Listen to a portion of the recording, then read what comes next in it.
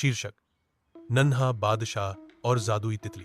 पृष्ठभूमि में हल्का संगीत और प्राकृतिक दृश्य। कथावाचक मृदु स्वर में।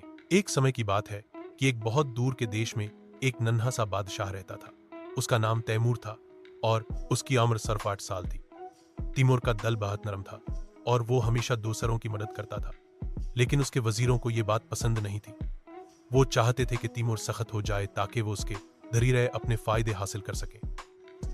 मंडर तैमूर महल के बाग में खेलता हुआ। एक दिन तैमूर बाग में खेल रहा था कि एक चमकती हुई तितली उसके करीब आई।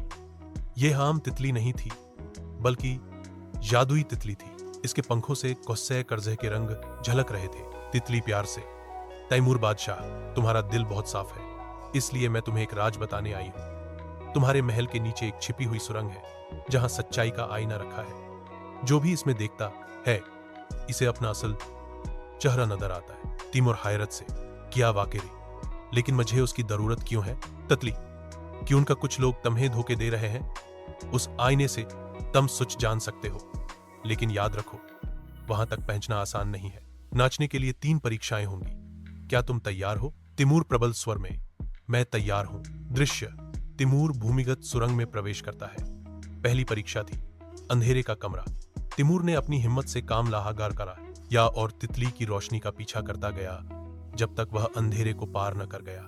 दूसरी परीक्षा थी सच्चाई का पुल। इस पुल पर सिर्फ वही चल सकता था जो दिल से सच्चा हो। तैमूर ने अपने दिल में झांका और साफ नीयत से कदम बढ़ाया। हाय, पुल उसे भली भांति पार ले गया। तीसरी परीक्षा थी दोस्ती की पहचान। उसे 3 बच्चों में से सच्चे दोस्त को पहचानना था। तैमूर ने देखा कि एक बच्चा उसे तोह दे रहा था, दूसरा तारीहें कर रहा था और तीसरा खामोश होकर उसके जख्म पर मरहम लगा रहा था। तैमूर ने तीसरे को चुन लिया। मंजर आईने के सामने तैमूर। जब तैमूर ने आईने में देखा, उसे अपने वजरों की चालाकियां नजर आईं। उसने सीखा कि असल ताकत दिल की नरम सच्चाई और सत्य में है, कठोरता में नहीं। दृश्य तैमूर वापस। महल में तैमूर वापस आया और बुद्धि और प्रेम से साम्राज्य चलाने लगा। उसने वफादार दोस्तों को पास रखा और अपने दुश्मनों को सत्य का आईना दिखाया। कथावाचक, इस प्रकार नहा बादशाह एक बड़ा लीडर बन गया और तितली, वो तो आज भी उन बच्चों के करीब आती है जो दल से सुच्चे और नेक हों। अख्तिताम मौसीकी के साथ सबक आमोज पैगाम।